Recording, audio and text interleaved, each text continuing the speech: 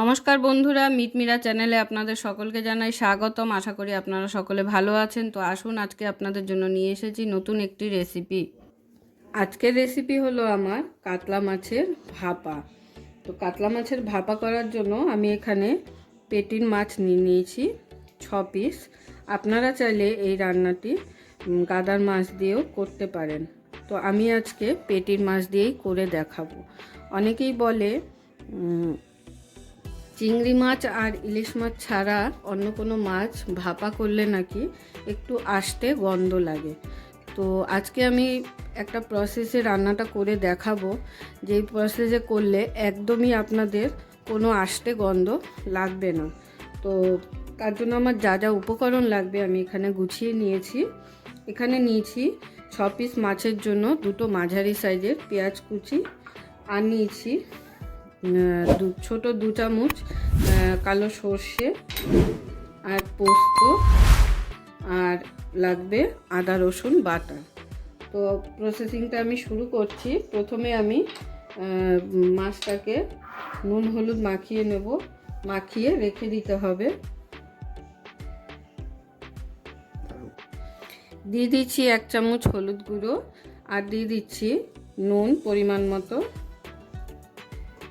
এবারে মাছগুলোকে আমি প্রথমে ম্যারিনেশন করে রেখে দেব।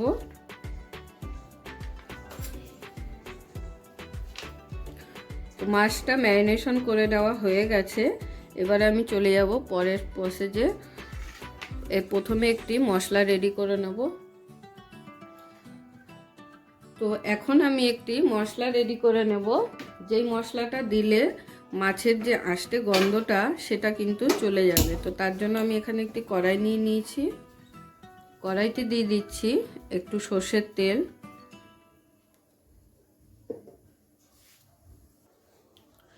তো কড়াইতে তেল গরম হয়ে গেছে। এবার আমি তেলের মধ্যে পেঁয়াজটাকে প্রথমে ভেজে নেব। পেঁয়াজটাকে হালকা লাল লাল করে ভেজে নেব।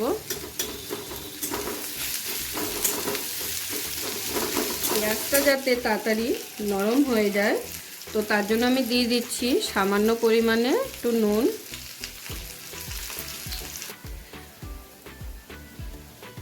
তো পেঁয়াজটা কিন্তু হালকা লাল করে ভেজে নেওয়া হয়ে গেছে। এখন আমি দিয়ে দেব এর মধ্যে আদা রসুনের পেস্ট। এখানে আমি 1 চামচ আদা রসুনের পেস্ট নিয়েছি। এটাকেও ভালো করে পেঁয়াজের সাথে নেড়েচেড়ে কষিয়ে নেব, যাতে আদা রসুনের কাঁচা গন্ধটা চলে যায়। আর দিয়ে দিচ্ছি এর মধ্যে কাশ্মীরি লঙ্কা গুঁড়ো। কাশ্মীরি লঙ্কাগুলো আমি 1/4 চামচে 2 চামচ দিয়ে দিলাম। এবারে ভালো করে সবগুলোকে একসাথে একটু নেড়েচেড়ে ভালো করে ভেজে নেব। এই মশলাটা যদি রেডি করে দিয়ে দেন তাহলে কিন্তু মাছের আর কাঁচা গন্ধটা লাগবে না। এবারে দিয়ে দিচ্ছি সামান্য পরিমাণ জল।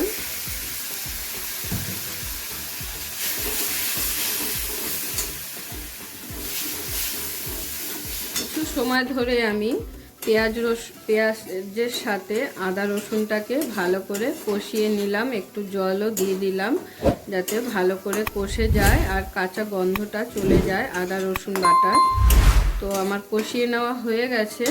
এবারে আমি এটাকে সেই পাত্রে নিয়ে নেব যেই পাত্রে আমি মাছটাকে ভাপা করব। তো এরকম একটা টিফিন বাটি নিয়ে নিয়েছি আমি। এই টিফিন বাটিটা এবার এই মশলাটাকে আমি তুলে নেব।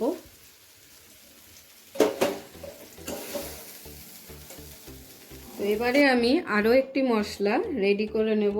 তো তার জন্য আমি এখানে নিয়ে নিয়েছি ছোট 2 চামচের মতো পোস্ত, আর নিয়ে নিয়েছি কালো সর্ষে। তো এগুলোকে আমি একসাথে করে এবারে বেটে নেব। আর দিয়ে দেব 2টো কাঁচা লঙ্কা। প্রথমে আমি পোস্তটাকে বেটে নেব। তো আপনারা চাইলে এটাকে মিক্সিতেও করে নিতে পারেন, আমি শিলনোড়াতে বেটে নিচ্ছি। তো পোস্তটা বেটে নেওয়া হয়ে গেছে আমার। পোস্তটাকে আমি একটা পাত্রে তুলে নিচ্ছি। এরপরে আমি কালো সর্ষেটাকেও বেটে নেব। কালো সর্ষে বাটার সময় একটু সামান্য নুন দিয়ে যদি বাটাটা করা হয়, সে মিক্সিতে বাটুন আর হাতে বাটুন, তাহলে তেতোটা হয় না। তো আমি সামান্য নুন নিয়ে নিলাম। এবারে আমি কালো সর্ষেটাকেও বেটে নিচ্ছি। তো একই সাথে বেটে নিচ্ছি আমি দুটো কাঁচা লঙ্কা।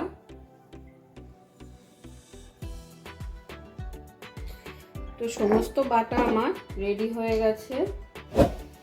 এবারে আমি সব মশলাগুলোকে একটা বাটিতে তুলে নিচ্ছি। সমস্ত মশলা বেটে আমি রেডি করে নিয়েছি। এবার চলে যাব পরের প্রসেসিংয়ে। মাছগুলোকে আমি সুন্দর করে বাটিতে এবার সাজিয়ে নেব। তো আমি যেই মশলাটা রেডি করে দেখিয়েছিলাম পেঁয়াজের, সেটা কিন্তু আমি সেই পাত্রে নিয়ে নিয়েছি যেই পাত্রে আমি মাছটা রান্না করব। তো এখন আমি এর মধ্যে দিয়ে দিচ্ছি পোস্ত, কালো সর্ষে আর কাঁচা লঙ্কার পেস্ট। পাত্রটা ধুয়ে সামান্য জল দিয়ে দেব। এবারে মশলাগুলোকে ভালো করে একসাথে মিশিয়ে নেব।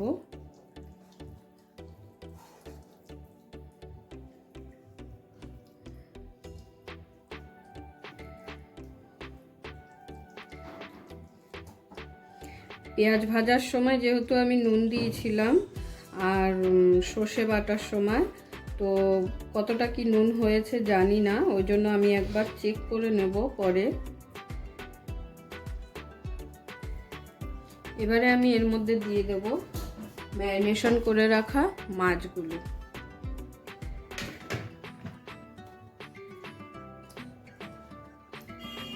আমি এখানে 6 পিস মাছ নিয়েছিলাম, তো তাই জন্য আমি দুটো পেঁয়াজ দিয়েছি। আপনারা মাছের পরিমাণ বুঝে পেঁয়াজটা ব্যবহার করবেন। মাছগুলোকে মশলার সাথে খুব ভালো করে মাখিয়ে নেব। মাছগুলো মাখিয়ে নেওয়ার পরে সুন্দর করে একটু এরমভাবে সাজিয়ে দিতে হবে।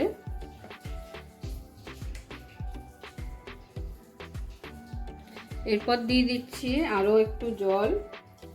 মাছগুলো মাখিয়ে নেওয়া হয়ে গেছে।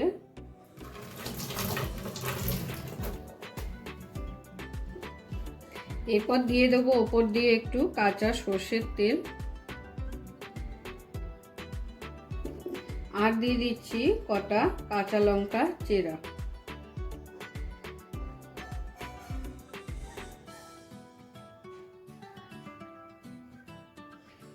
তো ব্যাস হয়ে গেল, একদম রেডি। এবারে আমি ঢাকনা বন্ধ করে ভাপে বসিয়ে দেব। তো মাছটা কিন্তু কমপ্লিটলি আমার মাখানো একদম রেডি সমস্ত মশলা দিয়ে। এবারে আমি ঢাকা দিয়ে দিচ্ছি।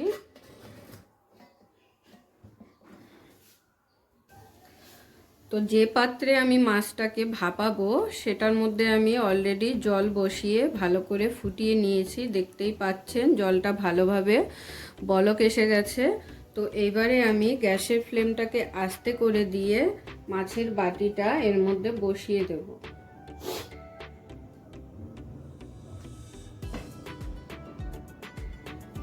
তো এইভাবে 30 মিনিট এখন আমি ভালো করে মাছটাকে ভাপিয়ে নেব। গ্যাসের ফ্লেমটাকে মিডিয়াম টু লো ফ্লেমে রেখে দেব। একদম আস্তেও দেব না আর একদম খুব বেশি জোরে দেব না।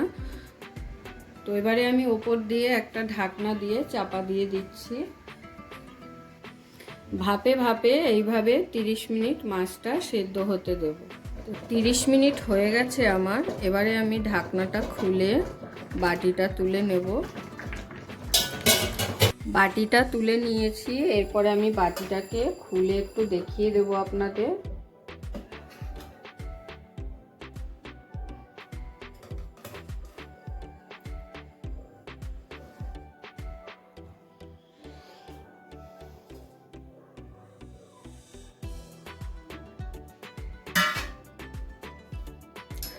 তো দেখে আশা করি বুঝতেই পারছেন কালারটা কিন্তু খুব সুন্দর এসেছে আর খুবই লোভনীয় দেখতে হয়েছে। তো কিভাবে করলাম রান্নাটা, প্রসেসিংটা অবশ্যই দেখেছেন আপনারা, খুবই সহজ পদ্ধতিতে আর একদমই ঘরোয়া উপকরণ দিয়ে। এইভাবে একবার কাতলা মাছ খেয়ে দেখবেন, এখনও পর্যন্ত যারা যারা এইভাবে কাতলা মাছ রান্না করে খাননি হয়তো ভাবছেন যে আষ্টে গন্ধ লাগবে। তো আমি যে প্রসেসে করে দেখালাম সেই প্রসেসে একবার করে অবশ্যই খেয়ে দেখবেন, কোনো গন্ধই লাগে না। তো আজকের ভিডিওটি আপনাদের কেমন লাগলো অবশ্যই কমেন্ট করে সকলে জানাবেন। আপনাদের কমেন্টের আশায় থাকবো আমি।